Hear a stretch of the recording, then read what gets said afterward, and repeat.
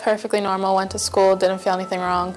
And then during my game I felt fine, and then just whenever I got taken out, it all happened. It was end of the first quarter. We hear screaming, "Mr. and Mrs. Houck, come over." And so we didn't know what was going on. We looked and I saw Colleen's legs sticking out from a pile of people. He told me everything he did, how he got caught in, how he came there, and luckily he was by the scene when it happened, so he came over. I was just on routine patrol up in the Forest Hill area. I was less than a mile away, so I got there with a bunch of other sheriff's deputies. And there was just a lot of chaos and confusion. And my coach took me out during the game for a break, and then whenever I was at the end of the bench, Coach had heard a thud, thinking that she had fallen off her chair. and it looked like I started to go into seizure. But she actually, we found out later, was cardiac arrest. I checked for a pulse. She didn't have a pulse, and she wasn't breathing. And pretty much at about that time, the AED had completed analyzing. Everybody clears away, it shocks her. She jumped, and then she made a really big breath a couple times.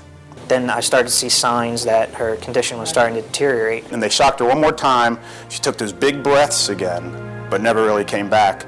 And her heartbeat came back a little bit. It's when the fire department showed up. I went ahead and told them everything that I did and what was going on, and turned over care to them. But when I left her, she wasn't breathing. And so it was a very scary drive to the hospital. I have absolutely no idea. Don't remember, probably a half hour before the game, during the game, and solid 2 days after the game, I don't remember. When I went down to the hospital that night, after the doctor had called and asked me to come down, I went through everything with him and explained what went on, and then he said at the end, he said, "I want you to know that what you guys did before the fire department got there is what saved her life." And that's a really neat thing to be told, it definitely makes you smile, and it's a good feeling. And then to meet her after the incident, when she's basically better and has everything, fixed for the most part, and see that, it's to think that she really was dead, and now she's fine, she's doing good. So. Well, everyone would always say don't take life for granted and everything, and I would always listen, but definitely after that it made it obvious. He was a great help, and I couldn't ask for anything more.